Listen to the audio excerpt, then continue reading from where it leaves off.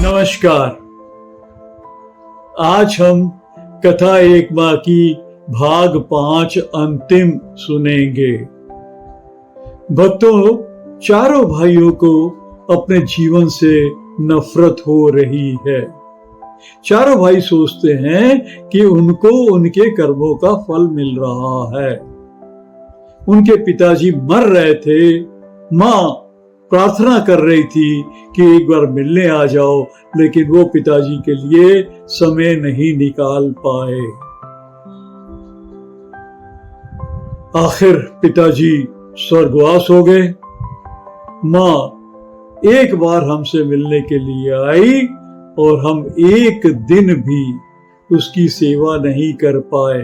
सेवा की बात छोड़िए, माँ को हमने ठीक से बिठाया नहीं, माँ को खिलाया नहीं, माँ को रहने के लिए भी नहीं कहा और बहुत ही तिरस्कार करके माँ को वापस गांव भेज दिया। ऐसी हालत में चारों भाई सोचते हैं कि उन्हें जीने का भी कोई हक नहीं है।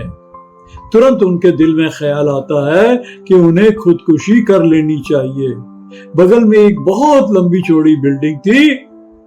तुरंत चारों भाई सीढ़ियों से छत पर चढ़ के खड़े हो गए। चारों भाइयों ने एक साथ हाथ पकड़ लिया और ये फैसला किया कि वो ऊपर से कूदकर नीचे अपनी जान दे देंगे। चारों भाई हाथ पकड़े हुए धीरे धीरे आगे बढ़ते हैं। वो ऊपर से नीचे देखते हैं, गहराई देख के डर जाते हैं। जो इंसान डर जाता है फिर वो खुदकुशी नहीं करता। डर के मारे वो धीरे धीरे पीछे हट जाते हैं और जिन पैरों से ऊपर चढ़े थे उन्हीं पैरों से नीचे उतर आते हैं। अब चारों भाई सोचते हैं कि उनके दुख का मेन कारण जो था, जो उपज का मेन पॉइंट था, वो गांव था। चलिए हम लोग गांव चलते हैं, शायद वहीं पे जाकर हमको शांति मिलेगी। इसलिए चारों भाई कानी माँ के मंदिर में आ जाते हैं। चारों भाई बहुत दुखी हैं, रो रहे हैं। पंडित जी उन्हें सांत्वना देते हैं और एक चाबी पकड़ाते हैं। पंडित जी बोलते हैं कि कानी माँ ने मरने से पहले ये मुझे चाबी दी थी और कहा था कि मेरे 4 बेटे हैं, अगर वो कभी गांव में आते हैं तो ये चाबी उनको दे देना। पंडित जी ने चाबी उनको दे दी। कमरा खोला, बच्चे दम। वही माँ का कमरा पुराना, लेकिन अब एक की जगह 4 बेड, 4 वार्डरोब। वार्डरोब में कपड़े भी सबके लिए बहुत अच्छे अच्छे रखे गए हैं। चारों भाइयों ने स्नान किया, शेव भी बनाई, अच्छे अच्छे कपड़े पहने और तैयार हो गए। भाइयों ने पंडित जी से पूछा, पंडित जी ये बताइए कि ये इस मंदिर का निर्माण कैसे हुआ? तो पंडित जी ने कहा, कानी माँ की बाकी कहानी मैं सुनाता हूँ। कानी माँ और गुरुजी बहुत सेवा गांव वालों की कर रहे हैं। दिन रात मेहनत करते हैं और रात को खाना खा के सो जाते हैं। यही उनकी रोज की दिनचर्या थी। एक बार गुरुजी के 2 बेटे गांव आते हैं। आज एक बेटा एक बहुत बड़ी कंपनी का CEO बन गया और दूसरा बेटा डॉक्टर, कॉस्मेटिक सर्जरी। दोनों बेटों को गांव की स्थिति को देख के बड़ी खुशी हुई कि चलिए इस देश के गांव भी तरक्की कर रहे हैं। गुरुजी बहाना बना के कानी माँ को अस्पताल ले आते हैं और कॉस्मेटिक सर्जरी का जो डॉक्टर है वो कानी माँ की सर्जरी कर देता है।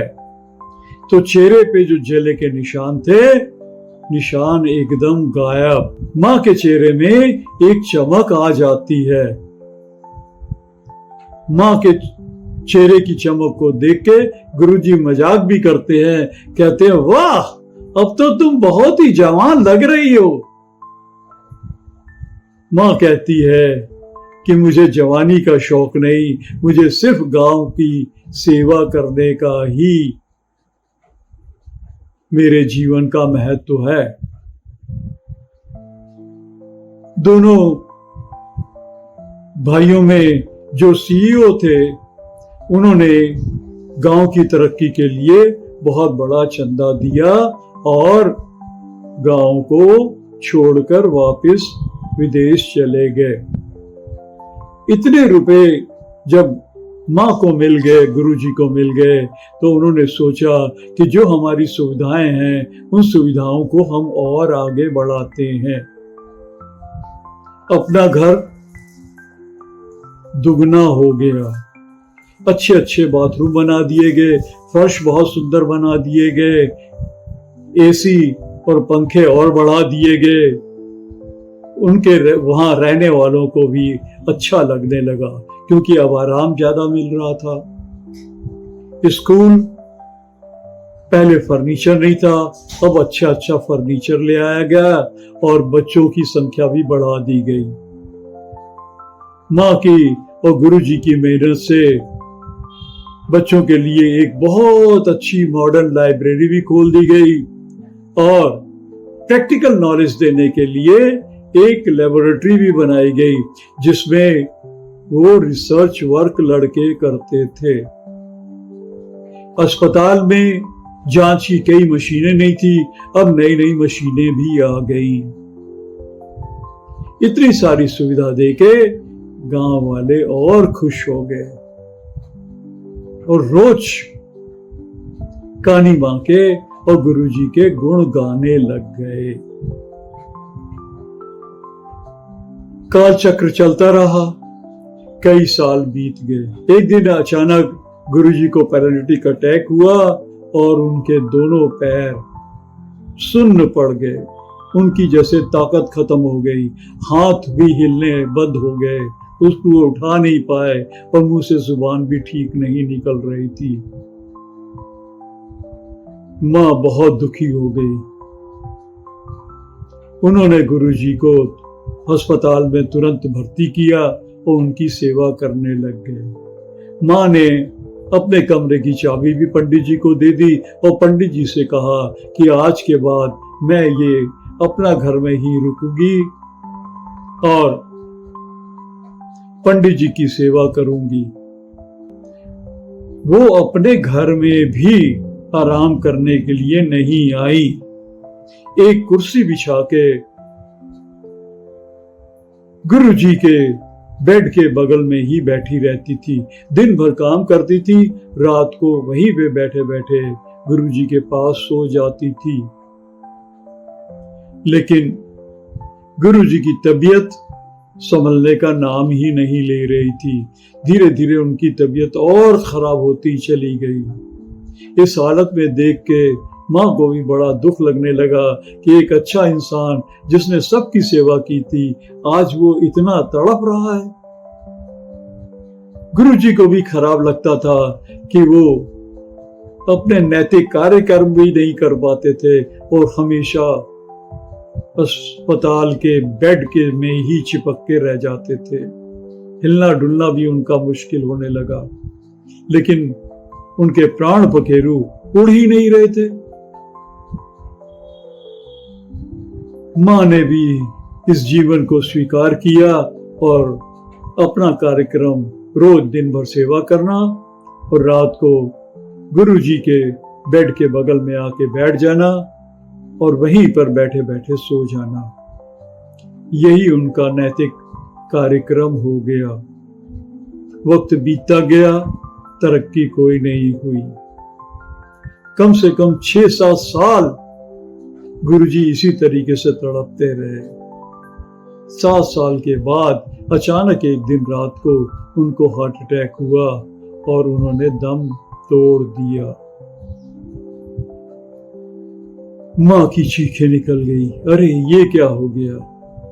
उनके तो जीवन का आधार ही गुरुजी बन गए थे। गुरुजी के इर्द गिर्द ही उनका जीवन चल रहा था। अब गुरुजी के बगैर में वो क्या करेंगी। बहुत दुखी थी और उसी दुख में वो भी सवेरे नहीं उठी। एक ही दिन दोनों व्यक्तियों के प्राण पखेरु उड़ गए। गांव वाले बहुत दुखी हो गए कि अरे ये क्या हो गया, अब माँ के काम कौन करेगा। माँ जैसा लगनशील, गुरुजी जैसा मेहनती और कोई शायद गांव में था ही नहीं। गांव वाले बहुत दुखी थे और आज उस गांव से 2 जनाजे एक साथ उठ रहे थे। 13 दिन तक शोक उस गांव में चलता रहा और विश्वास करिए कि गांव वालों ने भी 13 दिन तक खाना नहीं खाया, उपवास रखा और इस गांव की प्रथा बन गई। वो 13 दिन आज भी लोग याद करते हैं, दुखी होते हैं और 13 दिन का उपवास रखते हैं। गांव वालों ने सोचा कि गुरुजी और कानी माँ की असली श्रद्धांजलि ये होगी कि उनकी याद में एक मंदिर बनाया जाए। तो गांव वालों ने चंदा इकट्ठा किया और ये जो मंदिर आप देख रहे हैं, ये गांव वालों ने मंदिर बनाया और रोज शाम को यहाँ पर भजन कीर्तन होते हैं, लोग आते हैं और श्रद्धा से नमन करते हैं अपना सिर गुरुजी को और माता जी को, कानी माँ को।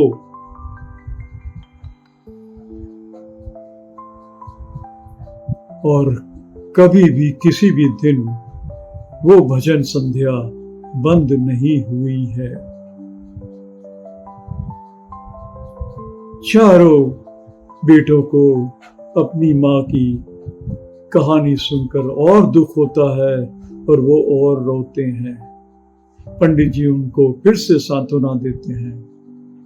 पंडित जी ने उनसे कहा कि क्या आप कानी माँ के काम देखने चलेंगे।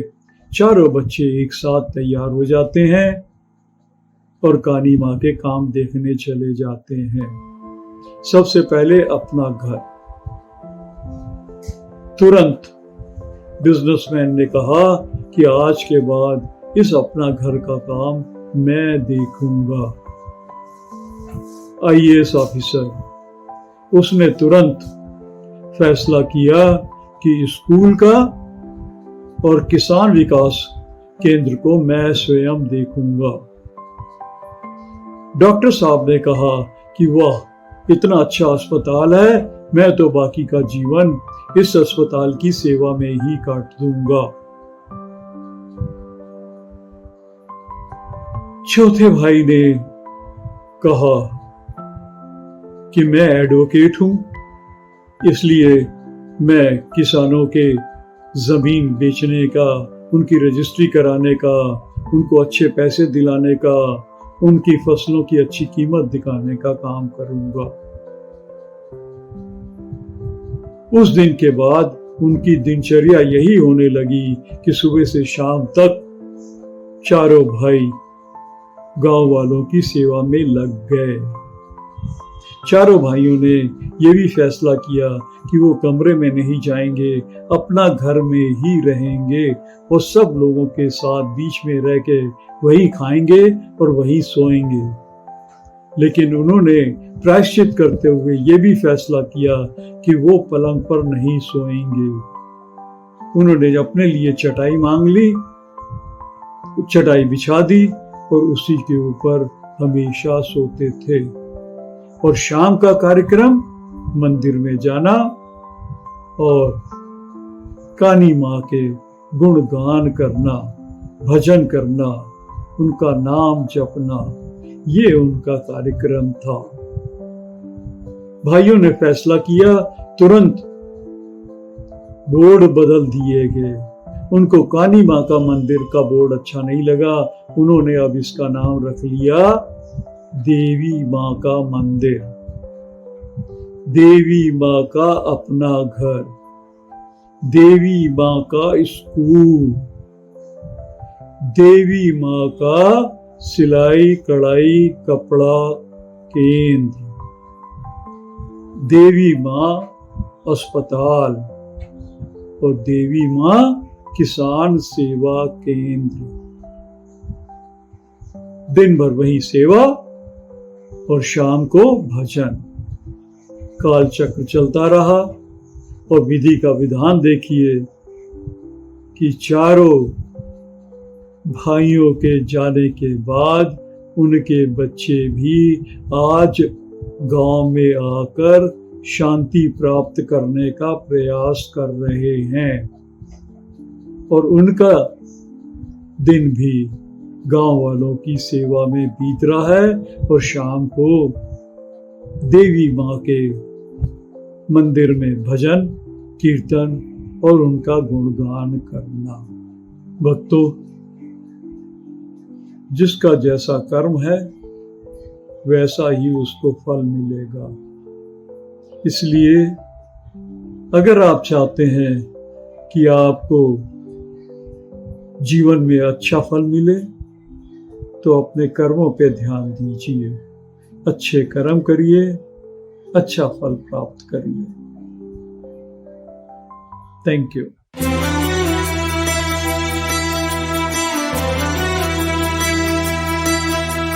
माँ तू है अनमोल जो जाने मेरे बोल, माँ तेरा ना कोई मोल, तू तो प्रेम की मूरत है, माँ तू प्रेम की मूरत है।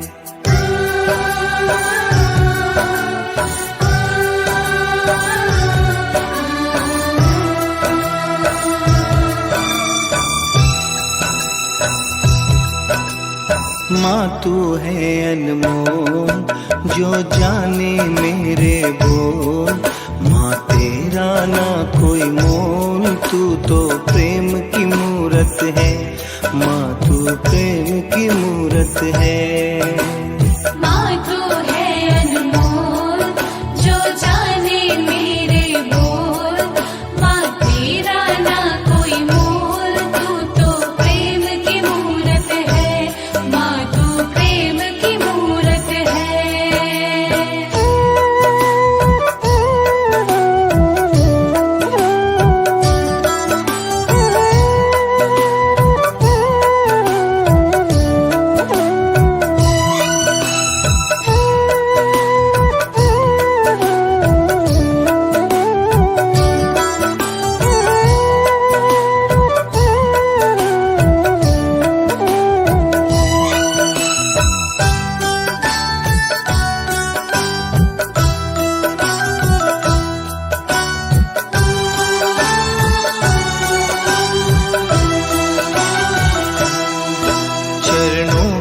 धूल है तेरे, डाली के फूल है तेरे, कीचड़ हमको न समझना, माँ बच्चे हैं हम तेरे।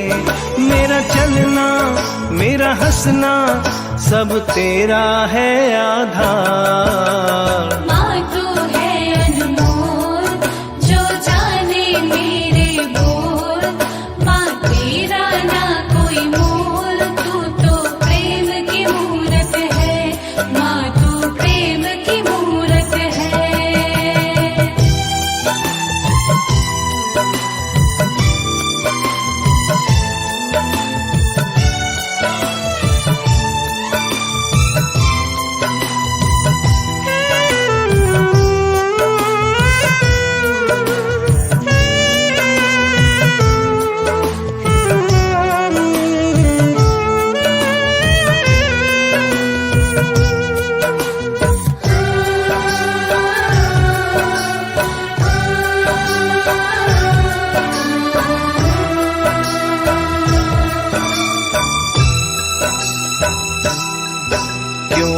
से मैं घबराऊं, क्यों सबसे मैं शर्माऊं, जब माँ तू साथ है मेरे, क्यों सबको ना बतलाऊं। चाहे दुख हो या सुख हो तेरा करता रहूं गुणगान। माँ तू है अनमोल जो जाने मेरे बोल, माँ तेरा ना कोई मोल, तू तो प्रेम की मूरत है, माँ तू प्रेम की मूरत है।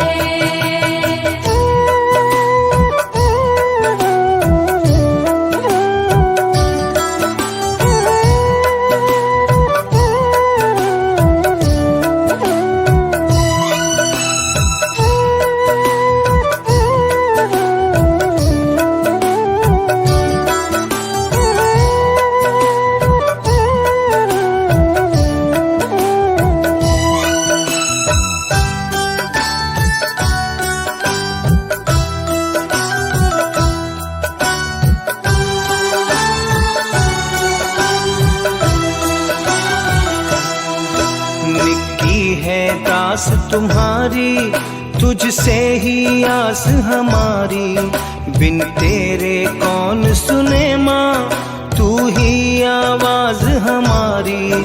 चाहे पायल चाहे बिछिया, देना चरणों में स्थान। माँ तू है अनमोल जो जाने मेरे बोल, माँ तेरा ना कोई मोल, तू तो प्रेम की मूरत है, माँ तू प्रेम की मूरत है। माँ तू है अनमोल जो जाने मेरे बोल, माँ तेरा ना कोई मोल, तू तो प्रेम की मूरत है, माँ तू प्रेम की मूरत है। तू तो